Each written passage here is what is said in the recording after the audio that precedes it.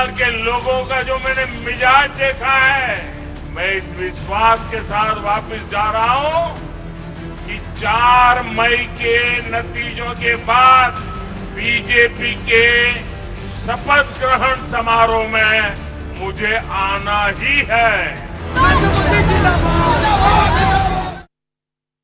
तो ये आत्मविश्वास आखिर क्या दर्शाता है संजीव आचार्य जी, जब एक सभा के दौरान ही ये कह दिया जाए कि भाई अब मैं 4 मई के बाद शपथ ग्रहण समारोह में आऊंगा।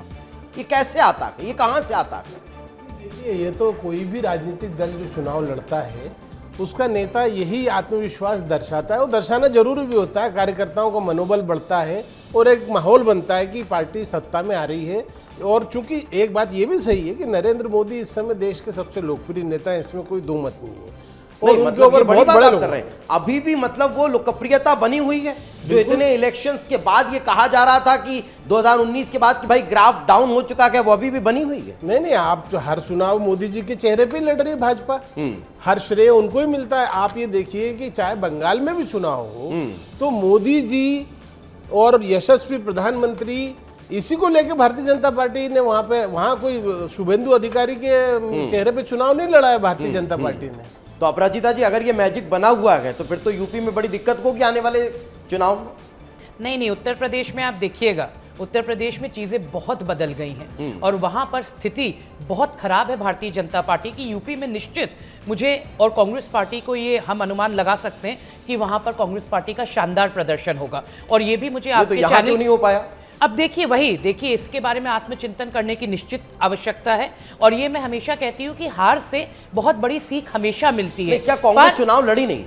नहीं, देखिए, कांग्रेस हर जगह बिल्कुल सही तरीकों से चुनाव लड़ती है। भारतीय जनता पार्टी के लिए सारी एजेंसी, SIR सब उनके लिए चुनाव लड़ते हैं। प्रियंका जी प्रचार करने ही नहीं गई। देखिए, राहुल जी ने 6 रैली की, देखिए राहुल साहब ने 2 की। देखिए, राहुल जी, प्रियंका जी, हर जगह आपको दिखता है कि वो कितने निष्ठावान तरीके से लोगों के साथ खड़े होते हैं, सही मुद्दों पे खड़े होते हैं। मैं बार बार आपको कहती हूँ, यही लिस्ट थी जिसपे 2024 का पार्लियामेंट इलेक्शन लड़ा गया था। तो इतनी जल्दी SIR में इतनी वोटों, इतनी लिस्ट में कटौती क्यों? चलिए, मैं SIR पर भी आऊंगा, लेकिन मंजरी जी, राहुल गांधी ने भारतीय जनता पार्टी को फायदा पहुंचाया। अगर कांग्रेस चुनाव नहीं लड़ती तो शायद TMC क्लीन स्वीप कर जाती। मानते हैं आपकी वोट काटने में बड़ी भूमिका कांग्रेस की रही TMC की?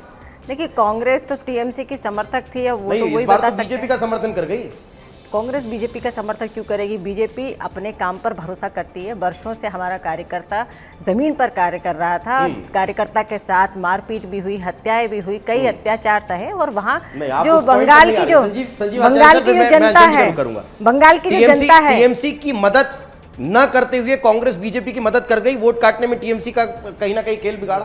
मैं तो इसी से जुड़ा हुआ मूल जवाब देता हूं आपको कि आज कांग्रेस देश भर में जो खत्म हुई है वो क्षेत्रीय दलों की वजह से खत्म हुई। तो जब तक एक एक करके क्षेत्रीय दल खत्म नहीं होंगे तब तक कांग्रेस वापस कैसे आएगी?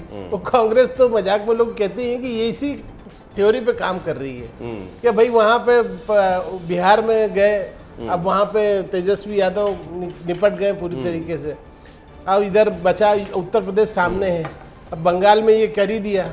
तो अब कांग्रेस पार्टी के लिए एक अच्छा अवसर आएगा कि क्षेत्रीय दल खत्म होंगे तो कांग्रेस पार्टी का जो जनाधार खसका था क्षेत्रीय दलों की तरफ वो वापस आ सकता है।